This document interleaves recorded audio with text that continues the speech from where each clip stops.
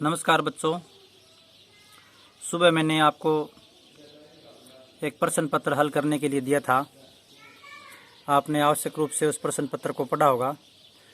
मैं आपको अभी वो प्रश्न पत्र समझाता हूँ। उस प्रश्न पत्र में प्रश्न नंबर 1 था 17/40 का दशमलव प्रसार समझाइए। प्रसार समझाइए। तो बच्चों आप जानते हो किसी भी परिमेय संख्या का दशमलव प्रसार समझाने के लिए हमें उसके हर से मतलब होता है। किसी भी परिमेय संख्या का हर है ना, वो उसके परिमेय संख्या के दशमलव प्रसार को निर्धारित करता है। भी दशमलव प्रसार शांत होगा या दशमलव प्रसार अशांत होगा, इस बात का फैसला उस संख्या का हर करेगा। तो संख्या का हर यहाँ 40 है। मैं 40 के फैक्टर करूँ, गुणनखंड 2 दूए 4, दूए 8, 5 जे 40। तो मेरे पास 40 के गुणनखंड आ गए 2 की घात 3 गुणा 5 की घात 1। तो अब हम लिख सकते हैं 17/40 की जगह 2 की घात 3 गुणा 5 की घात 1, मतलब 17/2 की घात 3 गुणा 5 की घात 1। मतलब यहाँ बच्चों जो हर है, इस परिमेय संख्या का हर 2 की घात m गुणा 5 की घात n के रूप का है। n के रूप का है। अतः हम कह सकते हैं कि दशमलव प्रसार है वो शांत है। इस परिमेय संख्या का जो दशमलव प्रसार है, प्रसार शांत है। अब जब शांत होता है तो ये बताना होता है भी वो कितने चरणों के बाद दशमलव प्रसार समाप्त होगा। तो 17/40 इसके कई तरीके हैं। पहला तरीका तो भाग वाला तरीका है। देखो 17 में हम 40 का भाग दे दें, भाग जा नहीं रहा तो यहाँ 10 जीरो लगाना पड़ेगा, इसके बदले में यहाँ पॉइंट लगा दिया। 40 चौके बच्चों 160 होते हैं, बच गया 10, यहाँ पर 2 जीरो आ गए, 1 जीरो और लगा लिया। 40 दुए बच्चों 80 आ गए, यहाँ बच गया 20, अब 1 जीरो और लगा दिया। 40 पांजे आ गए बच्चों 200। तो यहाँ पर बच्चों देखो ध्यान से, शेषफल अब कुछ नहीं बचा है। मतलब इसका दशमलव प्रसार है वो 3 चरणों के बाद समाप्त हो जाएगा। तो ये बच्चों इसका दशमलव प्रसार था। एक दूसरा तरीका और है भी, हम जो हर है उसको शून्य वाली संख्या में बदल लें। अब शून्य वाली संख्या में बदलने के लिए 40 को एक ऐसी संख्या से गुणा करो जिसे 1000, 10,000 इस प्रकार से कोई रकम आए। लेकिन मैं आपको राय दूंगा कि सबसे बेस्ट तरीका यही है, अतः आप इस तरीके से ही प्रश्न को हल करें। दूसरा प्रश्न जो है वो मैंने प्रायिकता से बना के दिया था आपको। मैंने प्रश्न ये दिया था, आपने शायद रीड किया होगा। प्रश्न नंबर 2 ये था कि दो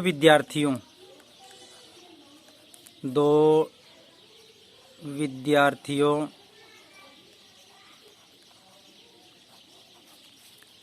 का जन्म दिवस एक ही दिन आने की प्रायिकता या एक साथ आने की प्रायिकता क्या होगी। तो बच्चों मैंने सुबह बताया था कि यहाँ पर जो कुल दिन मानने हैं, आपको जो वर्ष मानना है वो साधारण वर्ष मानना है, एलिफ वर्ष। कुल दिन 365 है। अब बच्चों ऐसे दिन कितने बनते हैं साल में जब दो विद्यार्थियों का जन्मदिन एक ही दिन आए? तो स्वाभाविक सी बात है बच्चों वो एक दिन होगा। वो साल का कोई एक दिन ही ऐसा होगा जब दोनों विद्यार्थी अपना जन्मदिन एक साथ मनाएंगे। जैसे मान लो 20 जनवरी,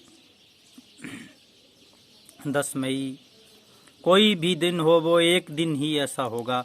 तो दोनों विद्यार्थियों का जन्मदिन एक साथ आने की संभावना पूरे साल में एक दिन है। और 364 दिन है वो एक साथ नहीं आने की संभावना हो जाएगी। तो इसने ये पूछा है कि प्रायिकता क्या होगी एक साथ आने की।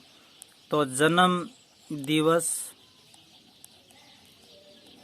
एक दिन आना, एक दिन आना। तो जन्म दिवस एक दिन आने की प्रायिकता क्या होगी बच्चों? यहाँ लिखेंगे घटना के अनुकूल परिणाम, घटना के अनुकूल परिणाम और बटे लिख देंगे बच्चों निशेष घटना, मतलब कुल घटना। तो मैं मान क्या लूँ, जन्मदिन एक घटना के अनुकूल परिणाम एक है, कुल है, निशेष घटना वो 365 हो गए। अब मैंने ये भी पूछा था कि इस बात की प्रायिकता क्या है कि जन्मदिवस एक साथ नहीं आए। तो बच्चों जन्मदिन एक साथ नहीं आना, तो अब वो सूत्र लगाएंगे अपने, घटना का होना प्लस घटना का नहीं होना। ये ई मतलब घटना का होना, ई का मतलब घटना का नहीं होना बराबर 1।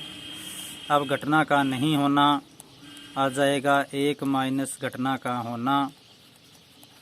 1 में से बच्चों हम घटा देंगे 1/365, तो अपने पास उत्तर आ जाएगा 365। 365 माइनस 1, ये उत्तर आ गया 364/365। तो अब बच्चों दो विद्यार्थियों का जन्मदिन जो एक साथ आने की प्रायिकता है वो तो हो गई 1/365 और नहीं आने की प्रायिकता हो गई एक साथ 364/365। ये हमारा दूसरा प्रश्न हुआ। अब बढ़ते हैं तीसरे प्रश्न की ओर। तीसरा प्रश्न अपना ये था कि 68 का वर्ग उपसूत्र आनुरूपेण द्वारा ज्ञात कीजिए। प्रश्न संख्या जो 3 था वो ये था कि 68 का वर्ग उपसूत्र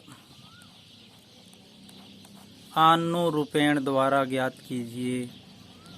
तो बच्चों आनुरूपेण का दूसरा नाम भी है आनुरूपेण द्वारा ज्ञात करें। तो आनुरूपेण का दूसरा नाम भी है याव दूनी ताव दूनी करीते च वर्ग योजयेत। इस सूत्र द्वारा बच्चों अपने वर्ग के ज्ञात करते हैं। नहीं सॉरी बच्चों, आनुरूपेण ये नहीं है। आनुरूपेण द्वारा ज्ञात करने के लिए बच्चों 68 का वर्ग ज्ञात करेंगे, 3 कॉलम बनाएंगे। पहला कॉलम, दूसरा कॉलम, तीसरा कॉलम। अब पहले कॉलम में पहली संख्या का वर्ग लिख देंगे, लास्ट कॉलम में लास्ट संख्या का वर्ग लिख देंगे। आप जानते होंगे इस सूत्र द्वारा केवल 2 ही अंकों का वर्ग ज्ञात किया जा सकता है। अब इन दोनों गुणा कर लेंगे, 6 को 8 से गुणा किया 48, तो यहाँ आ जाएगा 48, नीचे 48 और आ जाएगा। तो अब आ गया 6 छिके 36, 48 48 96, 8 8 64। अब प्रत्येक जगह एक एक अंक रखेंगे, तो यहाँ रखेंगे 4। 96 में बच्चों 6 जोड़ देंगे, 96 6 6 12 9 1 10 102 और 36। अब आ गया बच्चों यहाँ 4, यहाँ आ गया 2, 10 आगे ले गए 36 और 10 हो गए 46। तो बच्चों अपना उत्तर आ गया 4624। इस प्रकार से बच्चों ये प्रश्न हुआ। चौथा प्रश्न बच्चों ऊंचाई दूरी संबंधित प्रश्नावली से था। सबसे पहले मैं आपके सामने ये प्रश्न रखता हूँ। देखो प्रश्न क्या था, पढ़िए चौथा प्रश्न क्या है। एक मीनार की छाया उसकी लंबाई की √3 गुनी है। ठीक इसी समय 120 मीटर ऊंची मीनार की छाया कितनी होगी। देखो प्रश्न में क्या लिखा है। चौथे प्रश्न में प्रश्न संख्या 4, मैं मान लूँ ये मीनार है AB। मैंने माना AB मीनार है जिसकी ऊंचाई बराबर बच्चों मैंने मान ली h मीटर, शॉर्ट में लिख रहा हूँ इसकी ऊंचाई मैंने ले ली h मीटर। अब ये इसकी छाया है AC।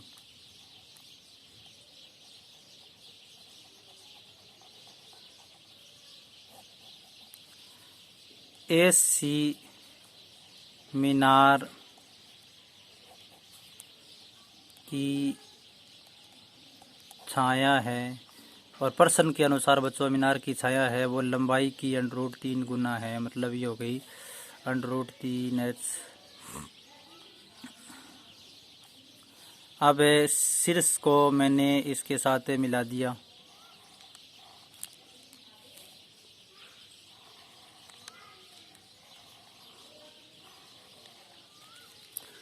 ये देखो बच्चों, ये मैंने जो ओनियन कोण है शीर्ष का छाया का वो मैंने मान लिया थीटा। तो देखो बच्चों, ऐसे प्रश्नों में पहले समकोण त्रिभुज बनता है। ये समकोण त्रिभुज है।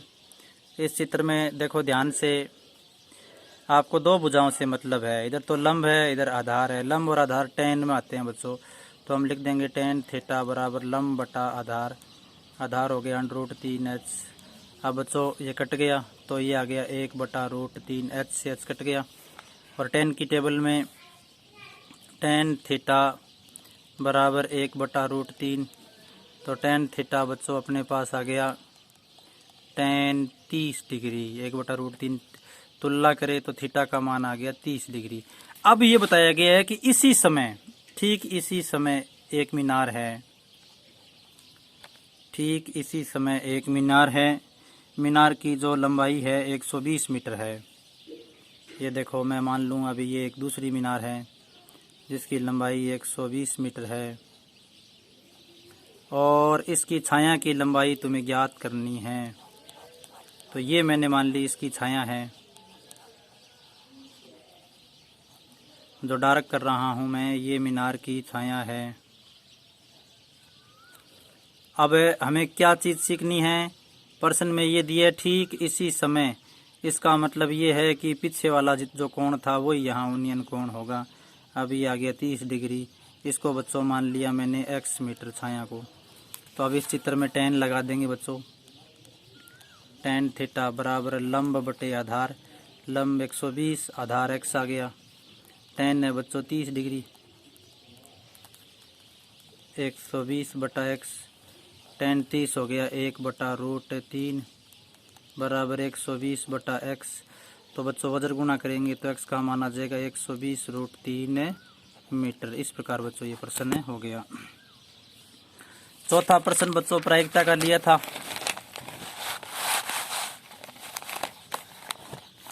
क्या प्रश्न था? देखो अब ध्यान से, पांचवा प्रश्न लिया था कि एक पूरी ताश में से हुक्म के एक आने की प्रायिकता क्या होगी। तो पूरी ताश में से हुक्म के एक आने की प्रायिकता क्या होगी? पूरी ताश का मतलब 52 पत्ते हो गए, और हुक्म का इक्का, तो हुक्म का इक्का कितना होता है ताश में बच्चों?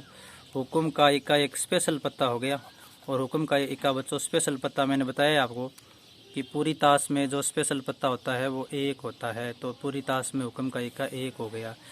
तो अब प्रायिकता, किसकी प्रायिकता ज्ञात करेंगे? हुक्म का इक्का, और हुक्म का इक्का आ गया बच्चों। देखो वही सूत्र, घटना के संभावित घटना मतलब संभावित परिणाम, और बटे कुल परिणाम। तो संभावित कितना है? 1, और कुल कितना है? 52। 1/52 आ गया। अगला प्रश्न है बच्चों प्रश्न संख्या 6 कि एक वृत्त का जो परिमाप है वो वर्ग के परिमाप के बराबर है। यानी वृत्त का परिमाप वर्ग के परिमाप के बराबर है, और आपको दे रखा है वर्ग का क्षेत्रफल 484 वर्ग मीटर।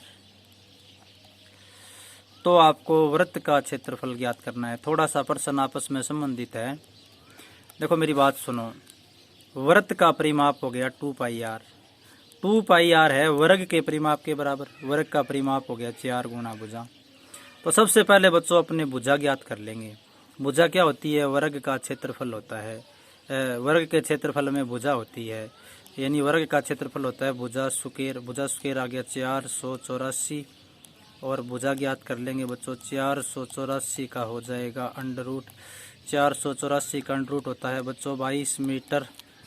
तो अब बच्चों अपने पास देखो 2 पाई आर वर्ग की परिधि आ जाएगी 4 गुणा में 22, मतलब 22 चौके 88, 2 पाई आर।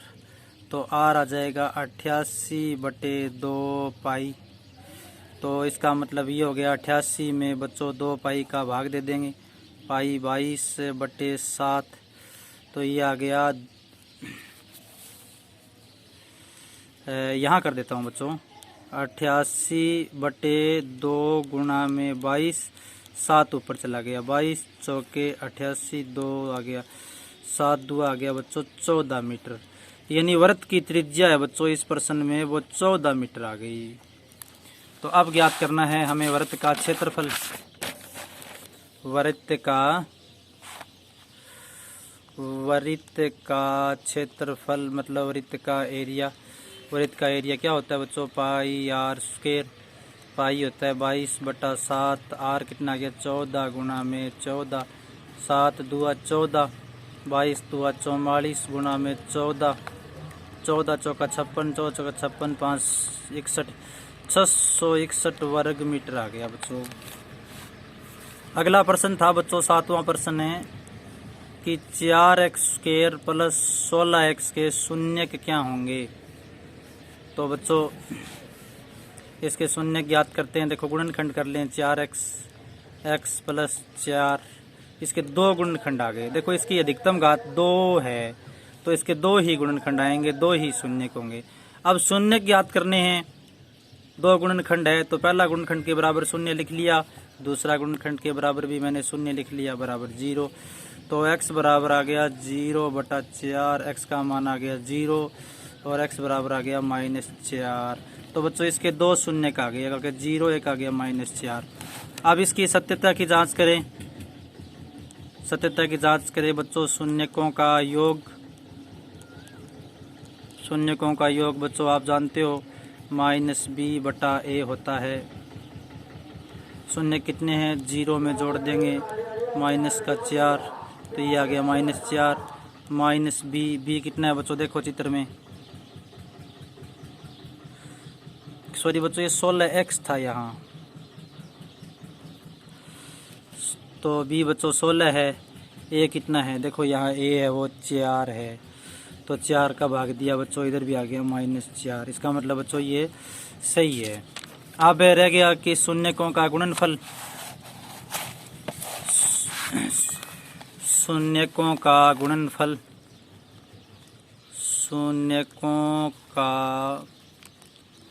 गुणनफल बराबर c/a।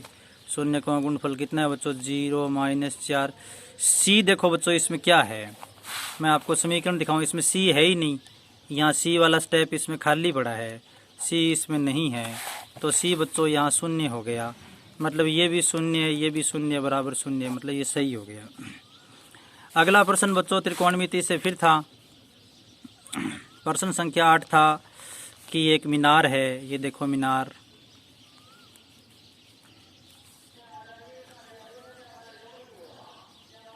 ये एक मीनार थी। ये मीनार की ऊंचाई मैंने मान ली h मीटर। ये मीनार की छाया मैंने मान ली x मीटर, और ये मैंने मान लिया यूनियन कोण छाया का थीटा। तो आपको प्रश्न में, आपने प्रश्न पढ़ा होगा, मैंने ये दिया था कि मीनार की ऊंचाई और छाया का जो अनुपात है वो 1/√3 है। तो ये थीटा का मान ज्ञात करना था। तो इस प्रश्न में बच्चों अपने tan थीटा लगा दें। tan थीटा बराबर हो गया लंब बटे आधार। तो बच्चों आप देखो tan थीटा बराबर h/x का मान हम रख देंगे।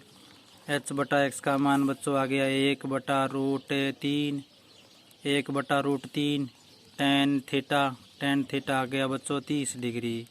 यानी इस प्रश्न में जो थीटा tan इधर लिखेंगे 30 डिग्री, यानी बच्चों इस प्रश्न में जो ओनियन कोण है वो 30 डिग्री है। ध्यान रहे जो नए बच्चे हैं जिन्हें प्रश्न का पता नहीं, वो मेरा इससे पहले वाला वीडियो देखो, क्योंकि प्रश्न मैंने उसमें दे रखा है, अभी सिर्फ मैंने आंसर करवाया है। अगला प्रश्न भी बच्चों मैंने त्रिकोणमिति से लिया था। मैंने प्रश्न ये लिया था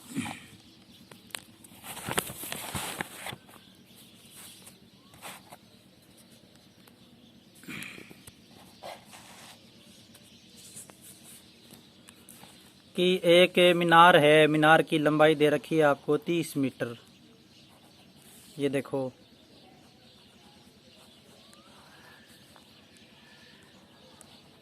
तीस मीटर मीनार की लंबाई ले रखी है।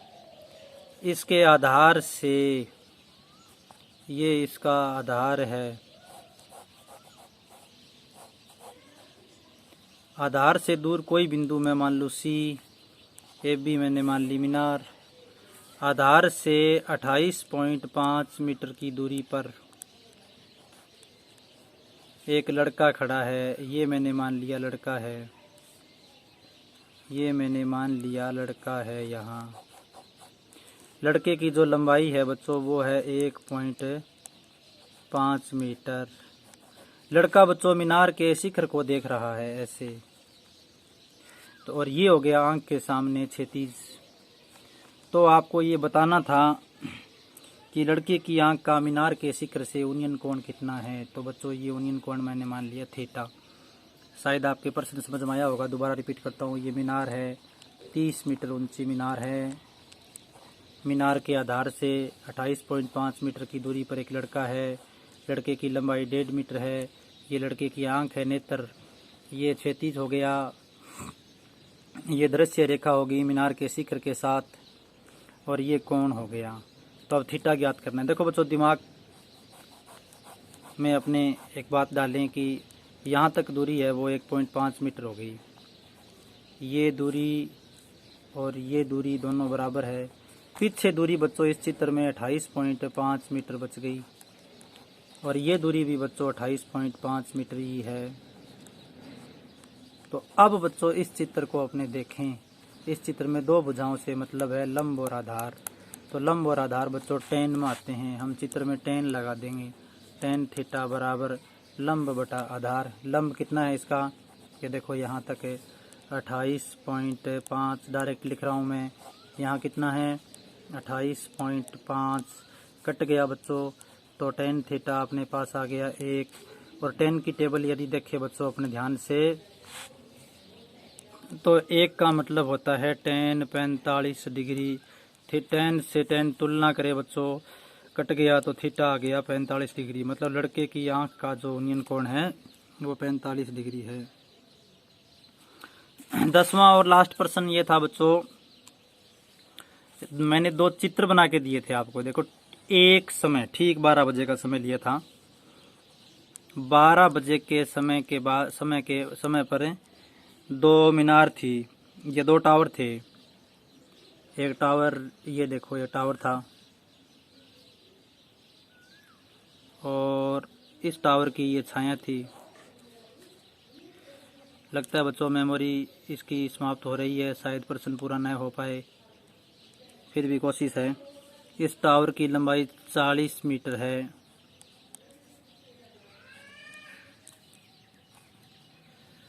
और इसकी छाया की लंबाई भी 40 मीटर ही है। दूसरी तरफ बच्चों इसी समय एक टावर है, उसकी लंबाई 100 मीटर है। टावर की लंबाई, टावर की जो लंबाई है वो 100 मीटर है, और ये टावर की छाया ज्ञात करनी है। टावर की छाया मैंने मान ली x मीटर। ये देखो अब प्रश्न करने का क्या तरीका है। देखो टाइम सेम है दोनों का टाइम सेम है बच्चों, तो दोनों का कोण समान रहेगा। ये कोण थीटा है तो ये कोण भी थीटा ही रहेगा। ये कोण दोनों का बराबर आएगा। तो पहले मैं ये कोण ज्ञात कर लूँ। आप जानते हो लंब और आधार जब बराबर होते हैं बच्चों तो ये कोण 45 डिग्री का आता है। फिर भी मैं करके बता दूं, लंब और आधार ले लें। लंब और आधार किस में आते हैं? टेन थीटा में। टेन थीटा क्या होता है? लंब बटे आधार कट गया, टेन थीटा बच्चों अपने पास 1 आ गया। अब टेन थीटा आ गया टेन 45 डिग्री, और टेन 45 डिग्री टेन पेन थीटा बराबर टेन 45 डिग्री आ गया। टेन से टेन कट गया, थीटा आ गया 45 डिग्री। तो बच्चों एक ही समय की बात हो रही है अभी, ठीक एक ही समय। इसका मतलब ये कोण भी 45 डिग्री ही है। तो अब हम 45 डिग्री कोण पर छाया की लंबाई ज्ञात कर लेंगे। इस चित्र में टेन लगा दें।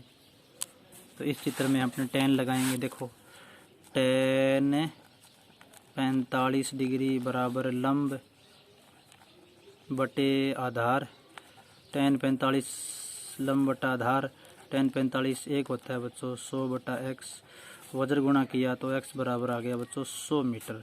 यानी बच्चों इस चित्र में जो टावर की छाया की लंबाई है वो 100 मीटर है।